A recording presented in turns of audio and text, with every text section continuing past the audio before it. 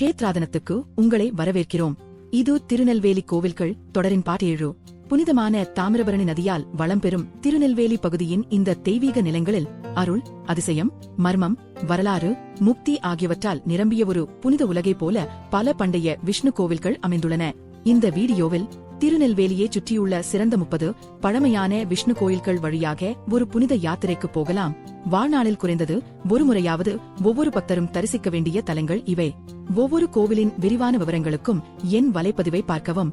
அதன் வெப்லிங்க் விளக்கத்தில் கொடுக்கப்பட்டுள்ளது. கடைசி வரை கண்டிப்பாக பாருங்கள். ஏனென்றால் இந்த கோவில்களின் புராண கதைகள் உண்மையிலேயே மிகவும் வலிமையானவை, மறக்க முடியாதவை. பார்ட் 1. நவதிருப்பதி மற்றும் அருகிலுள்ள திவ்ய தேசங்கள். 1. ஸ்ரீவைகுண்டநாதர் கோவில், ஸ்ரீவைகுண்டம். நம்முடைய பயணம் ஸ்ரீவைகுண்டம் பகுதியில் தொடங்குகிறது. இது நவதிருப்பதி தலங்களில் மிக முக்கியமான ஒன்றாகும். இந்த திருக்கோவில் சூரியனை குறிக்கிறது. இங்கு பெருமாள் வைகுண்டநாதராக, மேலே ஆதிசேஷன் பாதுகாப்பாக தனது பாம்பு தலைகளை விரித்தபடி நிற்கும் வடிவில் அருள் பாலிக்கிறார். ஒரு புராண கதையின்படி சோமுகாசுரன் பிரம்மனிடமிருந்து வேதங்களை திருடிக் கொண்டான். அப்போது பிரம்மன் தாமிரபரணி கரையில் தவம் செய்த பின் விஷ்ணு மத்ஸ்ய அவதாரம் எடுத்து அந்த அசுரனை வென்று வேதங்களை மீட்டெடுத்து இங்கேயே தங்கினார். மற்றொரு கதையின்படி ஒரு புனித பசு தினமும் பூமிக்குள் புதைந்திருந்த ஒரு இடத்தின் மேல் பாலை சுரிந்தது. அந்த இடத்தை ஒரு மன்னன் தோண்டிய போது அங்கு புதைந்திருந்த தெய்வ விக்கிரகம் கண்டெடுக்கப்பட்டது. அதனால் இங்கு அருள் பாலிக்கும் பெருமாள் பால்பாண்டியன் என்றும் அழைக்கப்பட்டார். இன்னொரு வியப்பூட்டும் கதையில் கலதூஷணன் என்ற திருடன் உருவில் விஷ்ணுவே தோன்றி ஒரு மன்னனிடம் சரணடைந்தார். பின்னர் அவனுக்கு கர்மா மற்றும் தர்மம் குறித்து உபதேசம் செய்தார். திருடனிடத்திலும் கருணை காட்டியதனால் இவர் கள்ளபிரான் என்றும் அழைக்கப்பட்டார். 2. ஸ்ரீ விஜயாசன பெருமாள் கோவில், திருவரகுணமங்கே. திருவரகுணமங்கே, அதாவது நாதம் என்றும் அழைக்கப்படும் இத்தலத்தில் பெருமாள் ஸ்ரீ விஜயாசன பெருமாளாக அருள் பாலிக்கிறார். இந்த திருக்கோவில் சந்திரனை குறிக்கிறது.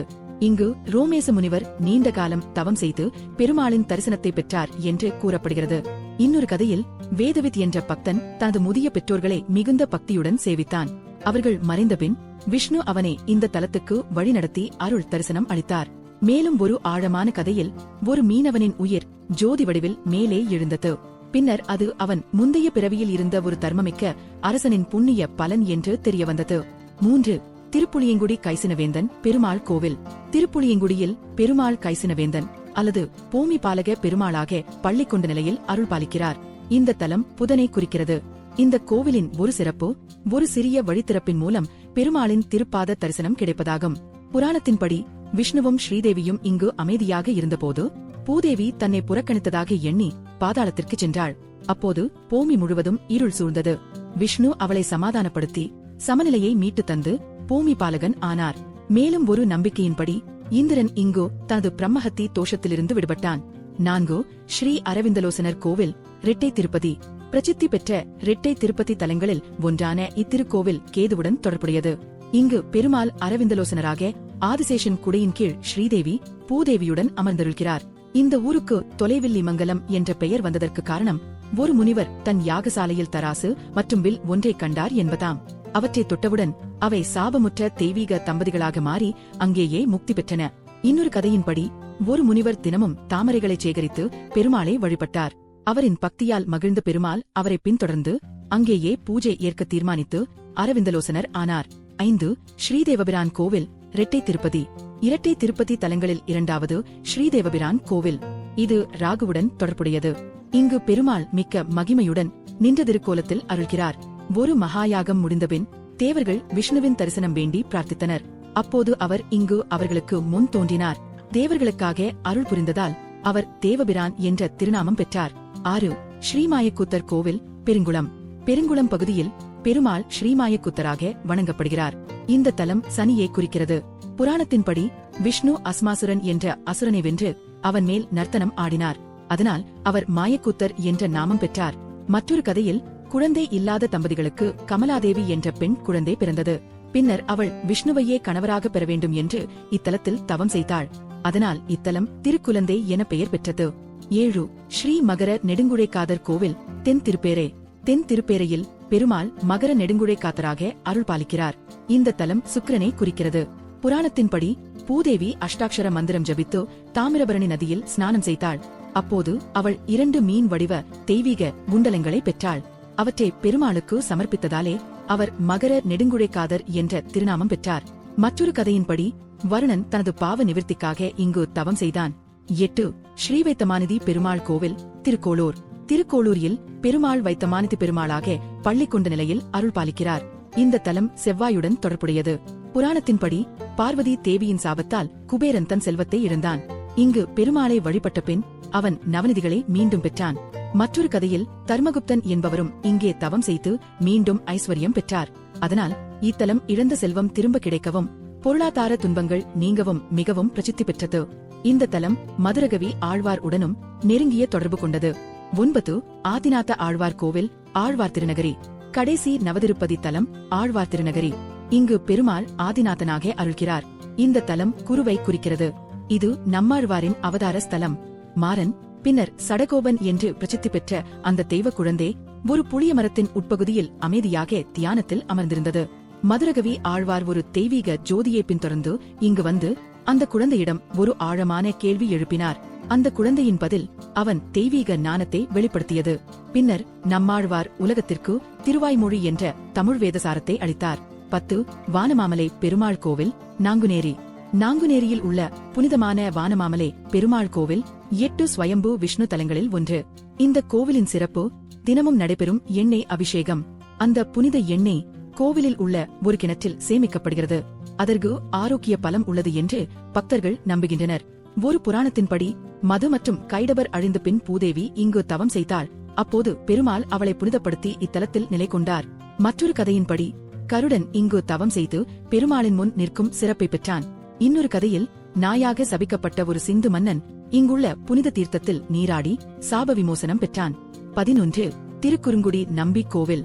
திருக்குறுங்குடியில் நாம் தென்னிந்தியாவின் மிக ஆழ்ந்த ஆன்மீக மகிமை கொண்ட விஷ்ணு தலங்களில் ஒன்றே தரிசிக்கிறோம். அதாவது 5 நம்பிகள் அருள் பாலிக்கும் தலம். நின்ற நம்பி, இருந்த நம்பி, கிடந்த நம்பி, திருப்பார்க்கடல் நம்பி, திருமலை நம்பி. இந்த கோவில் கைசிக ஏகாதசி, அரையர் சேவை, இராமானுஜர் மற்றும் திருமங்கை ஆழ்வார் ஆகியோருடன் ஆழமான தொடர்பு கொண்டது. இங்குள்ள மிகவும் பிரசித்தமான கதை நம்பாடுவான் பற்றியது. அவனுடைய சத்திய நிலை மற்றும் பக்தி நிறைந்த இசை ஒரு அரக்கனுக்கு கூட முக்தி கிடைக்க வைத்தது என்று கூறப்படுகிறது. மற்றொரு மரபின்படி நம்பியே தாமே இராமானுஜரின் சீடராக ஆனார். அதனால் அவருக்கு வைஷ்ணவ நம்பி என்ற திருநாமம் ஏற்பட்டது. 12 ஸ்ரீ ஆதிகேசவ பெருமாள் கோவில், திருவட்டாறு. திருவட்டாரியில் பெருமாள் ஆதிகேசவ பெருமாளாக மிக்க பிரமாண்டமான 22 அடி நீளமுள்ள பள்ளி கொண்ட திருக்கோலத்தில் அருள் பாலிக்கிறார். புராணத்தின்படி விஷ்ணுகேசன் மற்றும் கேசி என்ற அசுரர்களை வென்றார். அப்போது நதிகள் பெருக்கெடுத்து வந்து அவரை அள்ளிச் செல்ல முயன்றபோது பூமித்தாய் தானே மேலெழுந்து பெருமாளை காத்தாள். மற்றொரு வரலாற்று மரபின்படி 1740ஆம் ஆண்டு ஆர்காட் நவாபின் ஆட்கள் இந்த கோவிலின் பொற்கொடியான விக்கிரகத்தை கொள்ளையடித்தனர். பின்னர் நவாபின் மனைவி நோயுற்றாள். அப்போது பெருமாள் அர்ச்சகரின் கனவில் தோன்றி விக்கிரகத்தை திரும்ப கொண்டு வருமாறு கேட்டார். விக்கிரகம் திரும்ப வந்ததும் அவள் நலம் பெற்றாள். பின்னர் நவாப் இன்றும் பயன்படுத்தப்படும் புனித உபகரணங்களை இந்த கோவிலுக்கு வழங்கினார். 13 திருவாழ்மார்ப்பன் கோவில், திருப்பதிசாரம். திருப்பதிசாரமில் பெருமாள் திருவாழ்மார்ப்பனாக வணங்கப்படுகிறார். அதாவது திருமகள் என்றென்றும் மார்பில் குடிகொண்டிருக்கும் பெருமாள். இந்த திருக்கோவில் விபீஷணன், சப்தரிஷிகள், அகத்தியர் மற்றும் நம்மாழ்வாரின் அவதார மரபு ஆகியவற்றோடு தொடர்புடையது. மேலும் இங்கு பெருமாள் ஸ்ரீராமராக விபீஷணனுக்கு தரிசனம் தந்தார் என்றும் நம்பப்படுகிறது. 14 திருத்தங்கலப்பன் பெருமாள் கோவில், திருத்தங்கல். திருத்தங்கலில் பெருமாள் நின்ற நாராயண பெருமாளாக அருள் பாலிக்கிறார். புராணத்தின்படி ஸ்ரீதேவி, பூதேவி, நீலாதேவி மூவரும் தங்கள் பக்தியில் யார் உயர்ந்தவர் என்று போட்டியிட்டனர். அப்போது பெருமாள் இத்தலத்திலேயே தங்க தீர்மானித்தார். இன்னொரு கதையின்படி ஆண்டாளை மணம் செய்வதற்கு சென்றபோது ஸ்ரீரங்கநாதர் இங்கு ஓய்வு எடுத்தார். இந்த திருக்கோவிலின் அரிய சிறப்பு கருடன் மற்றும் ஆதிசேஷன் இருவரும் ஒன்றாக காணப்படுவது. இது தெய்வ சேவையில் ஒற்றுமையை குறிக்கிறது. 2 திருநெல்வேலியை சுற்றியுள்ள பிற பண்டைய விஷ்ணு கோவில்கள். 15 சக்கரத்தாழ்வார் கோவில், கரிசூழ்ந்தமங்கலம். இது மிகவும் அரிய திருத்தலம். இங்கு மூலவர் சக்கரத்தாழ்வார், ஊற்றவர் வெங்கடாசலபதி. சக்கரத்தாழ்வார் 16 கரங்களுடன் அருள் பாலிக்கிறார். அவரின் பின்புறம் யோக நரசிம்மர் தரிசனம் தருகிறார். இங்கு ரோமச முனிவர் தவம் செய்தார் என்று கூறப்படுகிறது. இந்த தெய்வ வடிவம் வராகம் மற்றும் நரசிம்மம் ஆகிய இரு அவதார அம்சங்களின் சங்கமமாக கருதப்படுகிறது. இந்த கோவில் சுக்கிர பரிகார ஸ்தலம் என்றும் போற்றப்படுகிறது. இங்கு செய்யும் எண்ணெய் அபிஷேகம் மிக விரைவில் மறைந்துவிடும் என்று நம்பப்படுகிறது. குழந்தை இல்லாத தம்பதிகள் இங்கு பாயசம் சமர்ப்பித்து சந்தான பாக்கியம் வேண்டுகிறார்கள். 16 லட்சுமி நரசிம்மர் கோவில், திருநெல்வேலி டவுன். இந்த பண்டைய ஆலயம் நெல்லையப்பர் கோவிலையும் விட பழமையானது என்று நம்பப்படுகிறது. இது ஒரு காலத்தில் பூமிக்குள் புதைந்து கிடந்தது. பின்னர் கூரத்தாழ்வார் அதை மறுபடியும் கண்டெடுத்தார் என்று மரபு கூறுகிறது.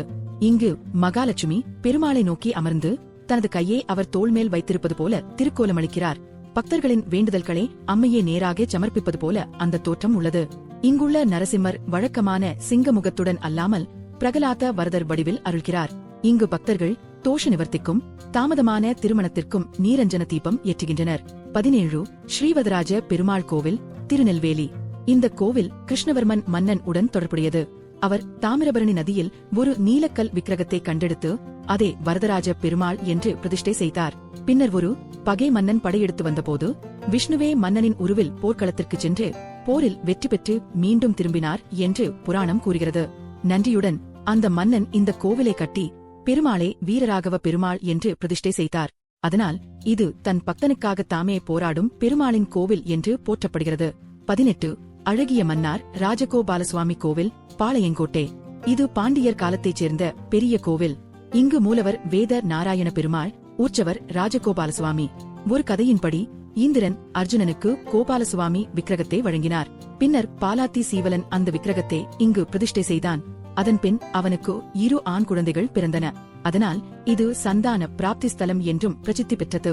மற்றொரு கதையில் விஷ்ணு பிரியன் என்ற அர்ச்சகரின் மகளே பெருமாளின் அருளால் ஆண் குழந்தையாக மாற்றினார் என்று கூறப்படுகிறது. இன்னொரு மரபின்படி பிரம்மதேவன் வேதங்களை மீட்க இங்கு பெருமாளை வணங்கினார். 19 மேல திருவேங்கடநாதபுரம், குன்னத்தூர். இந்த தலம் தெற்கு திருப்பதி என்று கருதப்படுகிறது. இது வேதவியாசரின் சீடனான பெயருடன் தொடர்பு உடையது.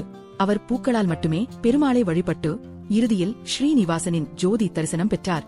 மற்றொரு கதையின்படி வெங்கடப்ப நாயக்கர் என்ற மன்னன் 1000 குழந்தைகளுக்கு அன்னதானம் அளித்து பின்னர் சந்தான பாக்கியம் பெற்றார். இங்குள்ள அரிய சிறப்பு கருடன் சங்கு மற்றும் சக்கரத்தை தாங்கியபடி காணப்படுவது. மேலும் கருவறைக்கு செல்லும் 12 படிகள் 12 ஆழ்வார்களை சுட்டிக்காட்டுகின்றன. 20 கீழ் திருவேங்கடநாதபுரம், குன்னத்தூர். இங்கு பெருமாள் வரதராஜ பெருமாளாக அருள்கிறார். அவரை தன ரேகை பெருமாள் என்றும் அழைக்கின்றனர்.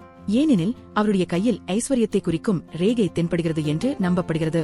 இங்கு ஒரு நாணயத்தை சமர்ப்பித்தால் செல்வம் பெருகும் என்று பக்தர்கள் நம்புகின்றனர்.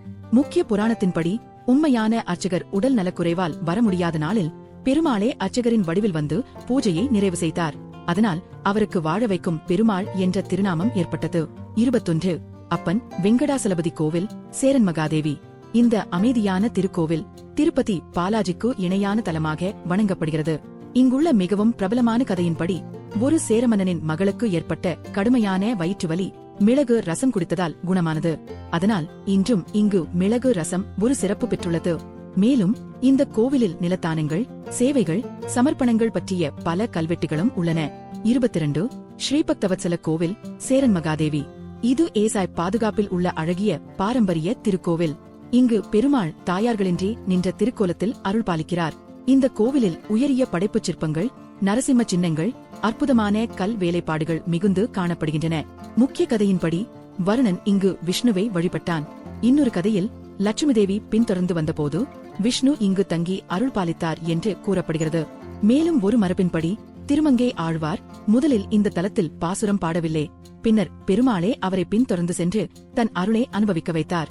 23 ராமசுவாமி கோவில், சேரன் மகாதேவி. இது மிகவும் விசேஷமான திருக்கோவில். இங்கு அஷ்டாங்க விமானம் உள்ளது. பெருமாள் இங்கு 3 நிலைகளில் 3 திருக்கோலங்களில் அருள் பாலிக்கிறார். நின்ற, அமர்ந்த, கிடந்த வடிவங்களில். இங்குள்ள உற்சவர் ஸ்ரீராமர், அவருடன் சீதா, லட்சுமணர், அனுமன் அருள் பாலிக்கின்றனர். இந்த கோவிலின் மார்கழி தெப்போத்சவம் கங்கை தன் பாபங்களை பூரணி நதியில் கழுவிக்கொள்ள இங்கு வருகிறாள் என்ற நம்பிக்கையோடு தொடர்புடையது. 24 சுசீந்திரம் தானுமாலையன் கோவில். இந்த கோவில் முக்கியமாக திருமூர்த்தி ஆலயம் என்றாலும் இது விஷ்ணு அபிமான க்ஷேத்திரம் என்றும் போற்றப்படுகிறது. இங்குள்ள மகிமையை மேலும் ஆழப்படுத்தும் 2 முக்கிய கதைகள் உள்ளன. இந்திரன் இங்கு சுத்தி பெற்ற கதை மற்றும் அனசோயா திருமூர்த்திகளை குழந்தைகளாக மாற்றிய கதை.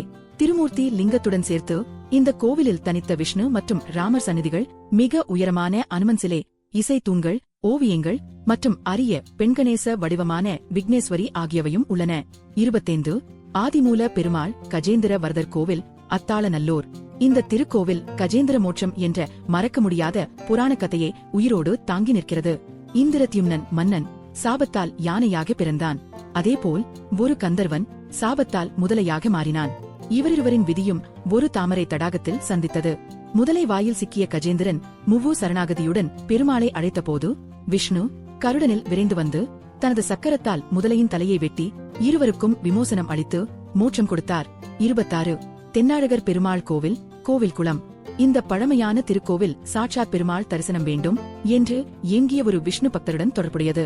பெருமாள் அவருக்கு கனவில் தோன்றி மதுரை அருகிலுள்ள கள்ளழகர் கோவிலிலிருந்து தமது விக்கிரகத்தை கொண்டு வருமாறு அருளினார்.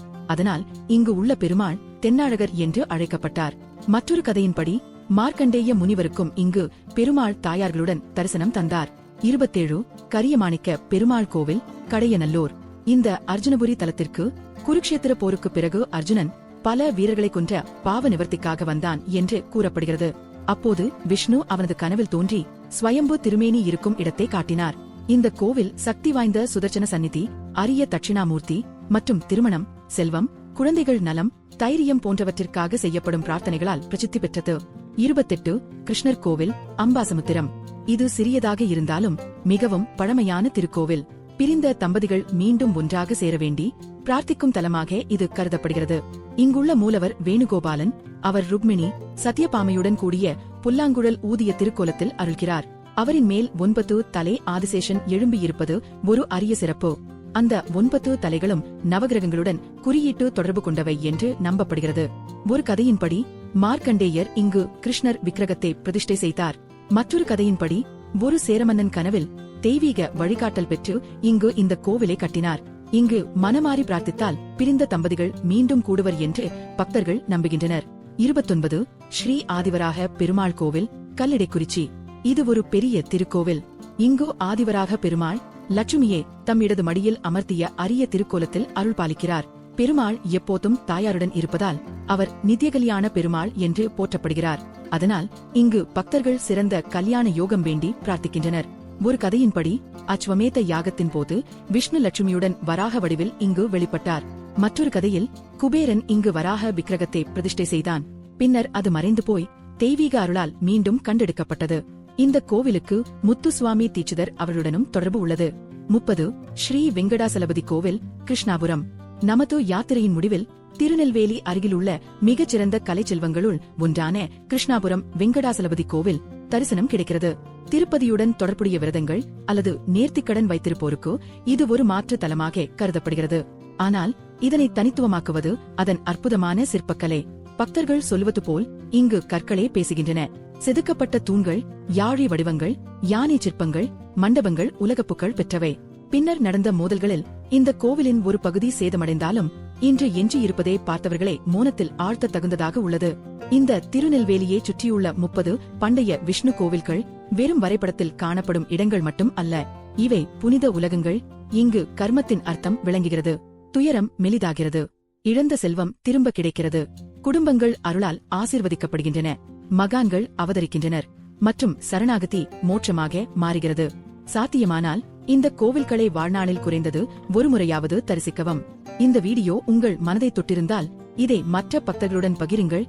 க்ஷேத்ராதனமுடன் இந்த புனித பயணத்தை தொடருங்கள். ஓம் நமோ நாராயணாய.